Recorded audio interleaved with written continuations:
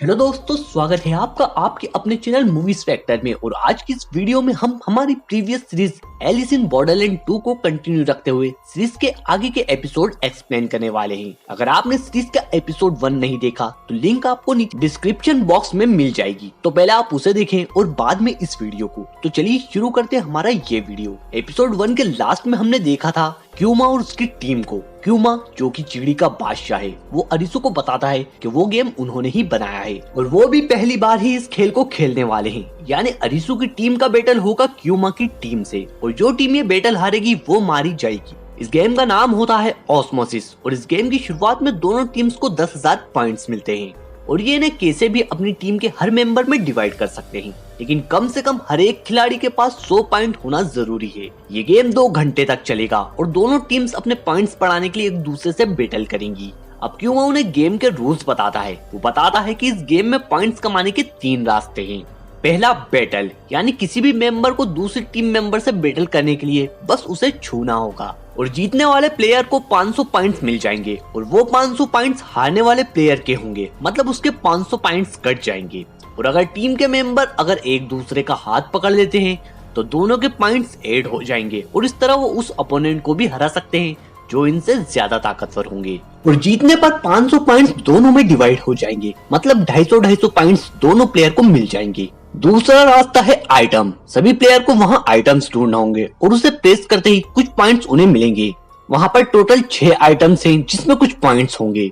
और तीसरा है बेस। दोनों टीमों का एक बेस है, मतलब एक खंबा है और दोनों को उसकी रखवाली करना है, क्योंकि अगर दूसरी टीम का प्लेयर अपोनेंट टीम का बेस छू लेता है तो छूने वाले सभी मेंबर्स को 10,000 पॉइंट्स मिल जाएंगे, और अगर प्लेयर ने अपने ही बेस को छू लिया तो उसके पॉइंट्स इन्फिनिटी हो जाएंगे। अरिसु क्यूमा से पूछता है कि अगर इन्फिनिटी पॉइंट्स वाले प्लेयर से बैटल करेंगे तो क्या होगा, तो क्यूमा बताता है ऐसा करने पर उसके सभी पॉइंट्स कट जाएंगे और माइनस में हो जाएंगे और वो सीधा मारा जाएगा। इस गेम का एक बहुत ही अहम और लास्ट रूल है, किसी से बैटल करने या दुश्मन के बेस को छूने के बाद प्लेयर का ब्रेसलेट इनएक्टिव हो जाएगा और वो इनएक्टिव मोड में अगर किसी को टच करता है तो उसे बहुत तेज झटका लगेगा। प्लेयर को ब्रेसलेट एक्टिव करने के लिए उसके बेस को छूना होगा। अब क्यूमा अपनी टीम के साथ अपने बेस की ओर जाता है गेम स्टार्ट करने के लिए। अब अरिसु उससे पूछता है कि क्या वो सारे गेम जीतने के बाद उनकी असली दुनिया में जा सकते हैं क्या। इस बात का क्यूमा उसे कोई जवाब नहीं देता, क्योंकि उसके हिसाब से ये ही उसकी असली दुनिया है। उसका मानना है कि जब इंसान का मौत से सामना होता है तो उसके असली चेहरे सामने आते हैं। अब अरिसु अपनी टीम के पॉइंट्स को डिवाइड करता है। वो कुइना और उसागी को 300-300 पॉइंट्स देता है, क्योंकि वो तेज भागती हैं, ताकि जब बैटल हो तो वो तेजी से अपना बचाव कर सकते हैं। वहीं थोड़े कमजोर प्लेयर्स को वो ज्यादा पॉइंट्स देता है, ताकि बैटल हारने के बाद उसके पॉइंट्स बचे हों और वो जिंदा रहे। और वहीं बेस की रक्षा करने वाले तत्ता को 100 पॉइंट्स दिए जाते हैं। और अब ये दो के ग्रुप में डिवाइड हो जाते हैं और उनके अपोनेंट को ढूंढते हैं ताकि वो उनसे बैटल कर पॉइंट्स जीत सके। अब उसागी और निरागी को एक अपोनेंट मिलता है। अब वो दोनों हाथ मिलाते हैं ताकि उसको हरा सके, लेकिन वो वहां से भाग जाता है।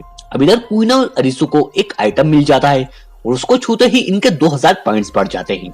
अब क्यूमा वहां पर आ जाता है और अरिसु को बैटल करने के लिए चैलेंज करता है।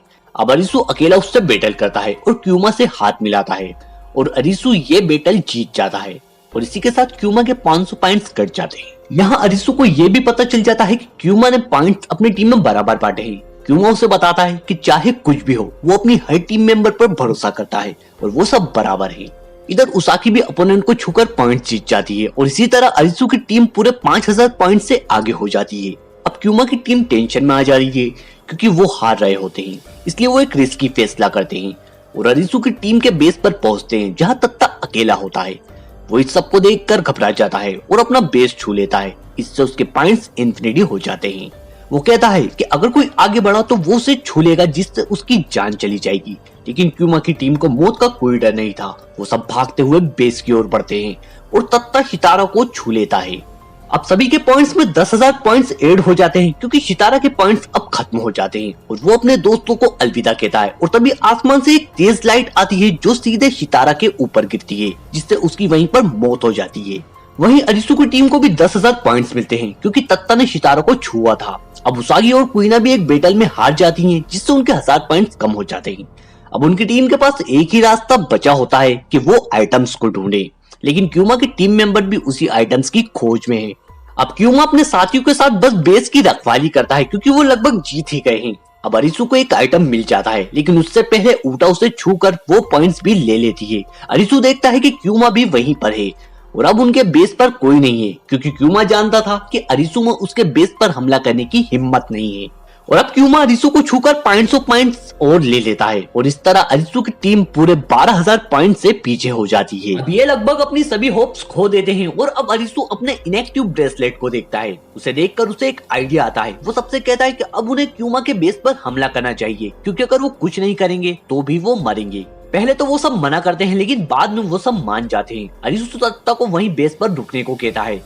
अब उसागी गोकेन को उसके पीछे आने के लिए ललचाती है और गोकेन भी उसके पीछे भागने लगता है क्योंकि वो लगभग जीते ही हुए हैं। इधर अब ये सभी बेस पर हमला करने आते हैं और क्यूमा, ऊता और माकी भी उनका सामना करने के लिए तैयार होते हैं। अब निरागी की सूझबूझ से वो 10,000 पॉइंट्स प्राप्त तो कर लेते हैं, लेकिन क्यूमा अरिसु का हाथ पकड़ लेता है क्योंकि अरिसु का ब्रेसलेट इनएक्टिव होता है, इसलिए दोनों को जोर का झटका लगता है। अब कुइना भी माकी को बेस से दूर ले आती है और उसके पास पूरा चांस होता है बेस को छूने का, लेकिन एंड टाइम पर माकी उसको लात मार देता है और इनका ये प्लान यहीं पर फेल हो जाता है। अब ये सब निराश हो जाते हैं क्योंकि ये सब लगभग हार ही चुके थे, लेकिन उसागी हार नहीं मानती और आखिरी आइटम को ढूंढने निकल जाती है। इधर निरागी भी खून की उल्टियां करने लगता है। उसे ये पता होता है कि वो तो अब मरने ही वाला है। अब उसागी को वो आइटम मिल जाता है जिससे उन्हें 2,500 पॉइंट्स और मिल जाते हैं, लेकिन अभी भी ये 500 पॉइंट्स से पीछे होते हैं। अब अरिसु में फिर हिम्मत आ जाती है और वो इस हार नहीं मानने वाला था। वो तत्ता के पास जाता है जहाँ पर वो नहीं होता। अब इधर निरागी भी अपना असली रूप दिखा देता है और उसागी का रेप करने की कोशिश करता है, लेकिन अरिसु वहाँ पर आ जाता है और निरागी को बहुत पीटता है और फिर वो उसागी को वहाँ से ले जाता है। इधर क्यूमा की टीम आराम से बैठी होती है क्योंकि गेम खत्म होने में बस 10 मिनट बाकी होते हैं।